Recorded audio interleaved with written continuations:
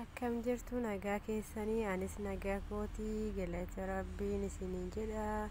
Har'as immoo viidiyoo tokko qabadhee isinii dhufee jira. Viidiyochi keenyas isa kana fakkaata.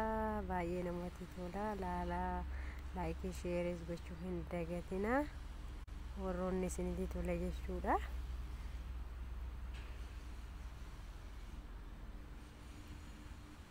Baay'ee namatti tola jedhee yaadaan bareeda miti. Isa kana beektu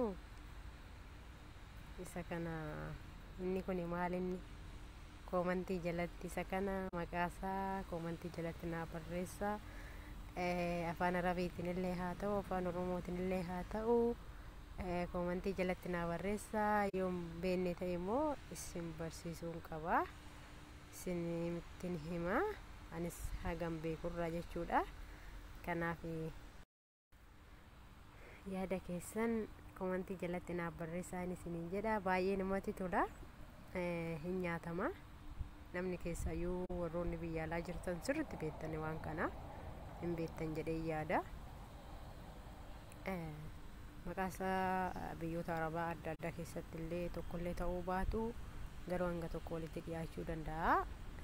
Yaa'u biyya keenyatti illee maquma addaa qaba. Kanaaf warri beektan koomantii jalatti naa kaa'aa. Yoo gaafii qabaattan immoo koomantii jalatti gaafii na gaafadhaa. Waan beennurraa wal barsiifna. Waan anis nan beekaa osoo hin ta'in kan na caala beekus immoo jira. Waa hundaa yaada wal jijjiirraa. An tokko beeku tokko wallaaluu danda'a hin beekamu. Kanaaf akkasitti yaada wal jijjiirraa kottaa isiniin jedha. Walirraa waan ta'e babbaranna. Kottatii walirraa viidiyoon kiyya irraa kana fakkaata. Asuma irratti dhaabata. Warroonni maatii koo hin taane immoo kottaa maatii kootti dabalamaa. Warroonni immoo maatii koo taatanii yeroo hunda na gaggaafachaa turtan gorsa obbolummaa maal taatee warri jettan yuutuubiin kiyyallee gorsa obbolummaa jedha. Yookaan gorsa obbolummaa yeroo baay'ee namootallee waan tokko eebballee isiniif hin kadhadhaanis isinis kadhadhaan isiniin jedhee isinitti yeroo baay'ee isin gaggaafachaan ture hin beektanii. Kanaaf viidiyoon keenya kana fakkaata. Warroonni immoo gaafii qabdan na gaafadhaa.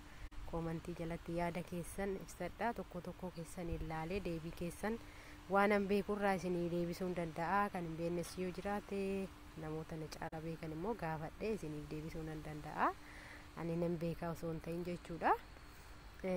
Kanaaf kana fakkaata viidiyoon kiyyaa.